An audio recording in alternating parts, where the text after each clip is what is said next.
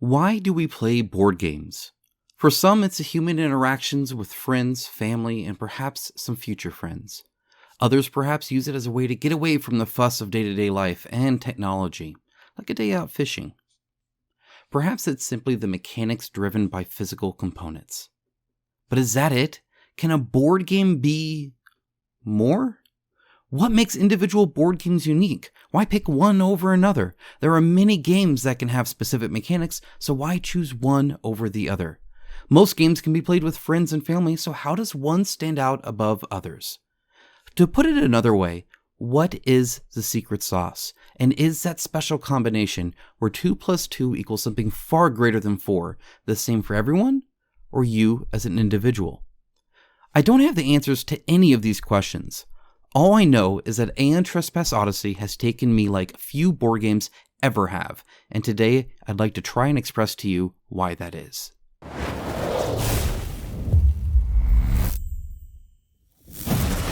I'm going to get this out straight away. Aeon Trespass Odyssey is currently my favorite game. That's not said lightly, but it's important I be blunt about it because I want you to keep this in mind as I go through this early review of the game. Passion can often bring out more criticism because the bad parts become more glaring when against the good in our eyes. And before I get any more into the review, please note that at the time of posting this, a reprint Kickstarter is live and with new content with the cheaper entry and standalone Sins of Heracles boxes, linked down in the description below. With all of that in mind, knowing I'll be gushing over the game plenty in this review, I'd like to start out with a glaring negative, one that will be a deal breaker for many people who will be unable or unwilling to overcome it. This game is massive. It's massive in every sense of the word. Its scope sprawl from the map to the items, mechanics, bosses, everything. It's boisterous and unapologetically so, in fact. It flaunts its sheer size and weight in everything that it does and everything that it is. There's a lot to love about that, and I'm glad the game knows what it is and leans into it, but at the same time, the sprawl can be unruly and tiresome. There are many of you that simply have no place in your home to even play this game practically. Its table space requirements are huge. Your dining room table is not big enough. At the very least, unless you want to constantly reset up part of the game, it needs a full table and a side table. This is thanks to the two main modes of play, across the map and the story, and the boss battles. If you have 2 full tables to devote this, then that's really the ideal, as you can have both set up as well as easy access to the box full of components you'll need to dig through. More on that later. This is not an issue that the game is trying to even solve. It's just a part of what the game is. If that's a turnoff for you, then you can safely move about your day and not worry about it anymore. But if you're still interested, then let me tell you why I feel it's all worth it. The core of it, if there is such a thing, is the 2 unique mechanics of the game that I believe will be copied, iterated on, improved, and loved by many for years to come in many, many games. The first is what Into the Unknown, the developer of Aeon Trespass Odyssey, calls the inverted combat paradigm. This is, without a doubt, the single most defining aspect of the game and means exactly what it sounds like it means. In most games, literally almost all games, be it board games or even video games, you get weaker throughout a fight. This is not always the case with enemies, and many a video game player knows the horror of finally uncovering the second phase of an already hard boss fight. But rarely ever does the same apply to your own character. Not so with Aeon Trespass. In ATO, the harder they hit you, the harder you hit back. Even in the face of death, the tides can turn in your favor. Let me explain. You start each boss fight at your weakest, as does the boss. As the battle goes on, though, you and the boss both grow in power, sometimes to a very large degree. The creator of the game, Marcin Welnicki, aptly described it as Goku from Dragon Ball Z, so if you are familiar with that anime, then you have a good idea of the concept already. Also, my apologies for the last name, I did my best. This is driven by constantly increasing your rage and constantly replacing AI and body part cards of the boss with higher level ones through escalation. Both of these provide you and the boss with new abilities, tactics, and strength. Even if this was all there was to it, that'd already be amazing, but this game doesn't do anything mildly, so of course it pushes things to the extreme. Usually, if you push this mechanic too hard, you end up dead. But at times, when pushed past your breaking point or through very specific circumstances, you instead can transform into a god form. This is once again compared to Goku, this time when he first goes Super Saiyan. For those of you who don't know what that is, it's a transformation of the body that represents newfound extreme power. In ATO, this means literally awakening as one of the dead gods, rampaging around as Zeus, for instance. I don't think I need to really explain just how awesome it is. You will talk about this moment of the game with your friends for years. There's another quite unique aspect of ATO that I feel is worth mentioning, and that is what they call the card co-op mechanic. This is the Kratos pool. As you attack or trigger various abilities, you'll have the chance to place various tokens into this pool to help out the next attacker. This is perhaps the most cooperative game I have ever played, and is by far the most discussed mechanic in each fight I've had the pleasure of experiencing. As you fight the boss, you'll be attacking the next body part card, which will have a level known publicly on its back. That gives you a hint at how hard it'll be to break through it and deal damage. Some weapons and attacks will be better at this than others. As such, attacks tend to be group efforts as you try and get the boss in a good position at the right time to deal a good wound, which means every party member is participating. Perhaps your friend needs to push the boss back, and then your other friend needs to attack, but not even trying to damage it, but instead leaving it open for you to deal a heavy blow. Suddenly the attack is not just you moving and attacking, it's a group combo attack with all of you discussing and planning this one hit. And when you nail it, it's an absolutely wonderful feeling. In fact, if you get a critical, especially on a high-level body part card, you'll gain super rare resources. Which brings me conveniently to crafting, which is also fantastic. Not only do you get a good variety of resources and from different means, not just fighting, but it's all tied into the technology tree and your research choices, combined with often getting the opportunity to trade resources, and since it includes some ultra rare resources, crafting is just plain fun. Everything you make feels powerful and useful, and you can make as much of it as you care to spend on. You will be crafting and crafting often. One of those ways to get more resources is simply by exploring the giant Metroidvania map. I'll pause here to explain what a Metroidvania map is, though. It's named after the video games Metroid and Castlevania, both of which had the same map structure. Essentially, you can explore fairly freely around the map, but you'll come across areas that you cannot get through, perhaps a locked door or a long gap, and over time you'll get abilities that allow you to go back and traverse the new path, unlocking more of the map.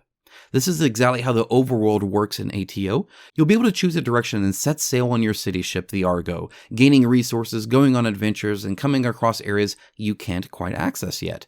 Over time, from a variety of ways, you'll be able to go back and traverse those areas, finding new discoveries along the way and progressing the story. And the story, wow, is it grandiose. Again, everything about this game is epic. You're fighting as giant remote-controlled titans against primordial beings, and that's just what you see at first glance. The world is full of mysteries and exciting adventures that I won't spoil here.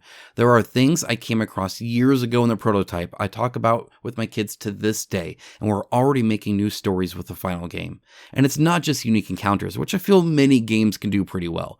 No, that's not enough for ATO, so you'll also be, based on your choices, going to war against whole factions, diving into their secrets, and so much more. Both short and long term, these stories that you encounter and make yourself will create memories you'll retell for a long, long time. All of this is also in part to the really unique theme of the game. While a fair number of board games dive into the Greek mythos, none that I am aware of have you fighting godlike primordial beasts by piloting what are essentially organic titan mechs from your city ship. Again, and I really can't stress this enough, this game dials everything to 11. Speaking of the production of the game, the final form of this game is lovely and has some great quality components for the price. Now, price is something I should probably mention, but I'm sure you've guessed by now it's not cheap.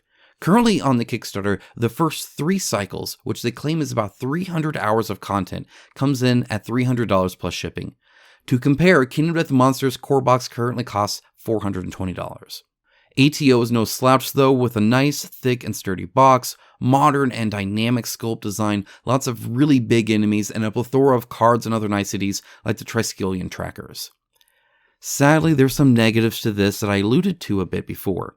You'll become very aware of those components because you'll constantly be going through them to get the cards you need out, often ones you didn't even know existed and now need to find. The most common case of this is technology cards, and if you are like me, you'll soon just take them all out of the box because you'll be taking cards out every time you research something and unlock new things, which is pretty much all the time. Which isn't always easy to do either thanks to the poor storage. Though there are a few niceties like a separate section for explored map tiles for an easy save, there isn't much else in that regard, and no separator cards which are taller to easily tell where one stack of cards starts and another ends. All of the cards are just sort of lined up in a row, and it's up to you to dig through them, trying to remember where that card type is in the stack. It already takes what you've already done, which is pause the gameplay to find a card, an even longer ordeal. And while you get pretty quick with it over time, it's in spite of the game's storage, not because of it. Luckily, however, there's a way to make a lot of this easier, and that's thanks to the completely optional but highly recommended mobile app. This awesome app can track an absolute ton of stuff, which can help with organization a lot. I wish it also tracked all map tiles explored and listed technologies and tracked those, but there are a few really killer features, one in particular that absolutely fixes an issue I had with a prototype, which I reviewed years ago. You see, you'll be making a lot of choices in Aeon Trespass Odyssey, and those need to be tracked. Now, before I go further on this, I want to note that not all choices are tracked this way. In fact, they are tracked in a myriad of ways, from adding in or removing cards to more straightforward progression. But tracking these choices means essentially checking a box to note your choice. But tracking these choices long term usually mean checking a box to note your choice, and then that can be brought up again later. The problem most games have when doing this is when it comes up, you don't remember why, for instance, checkbox A7 is checked. So you'll come across a story bit and it'll say something like, if A7 is checked, then blank. But why did blank happen? What was A7? You probably don't remember. The app, however, has a space to write notes for each checkbox, which is super awesome and really makes these parts more impactful. These choices aren't all perfect, however. Often I find them to be a lose-lose, and you're really just picking bad from bad, at least in the short term. That and the inability to usually know what's coming up ahead often makes it feel like a blind choice over an informed one. As such, I tend to run it by just going with whatever I initially feel is right, because in the end, that's usually all you can do. A point on that lose-lose feeling. Sometimes that's because you are presented with what I usually call a false dilemma. Now, this is not a problem that ATO bears alone, and in fact, almost all board game story decisions I've ever made suffer from this. You pick A, or you pick B, and there's no middle ground. This is, of course, not how real life works, and I can usually look past this, but I find I struggle when it involves people.